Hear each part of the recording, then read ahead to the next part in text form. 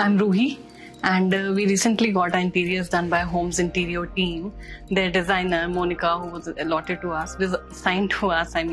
She really worked well with us, and she really used my suggestions. Like, I wanted a mantle wall in my house, and she implemented it really well.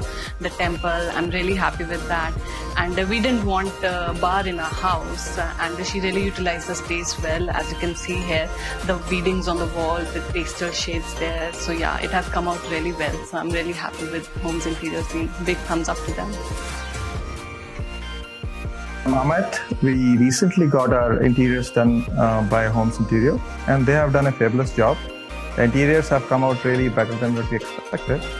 We are one of those customers who like to pick up small things, and their designer team was really accommodating. Big thanks to the Home's Interior team.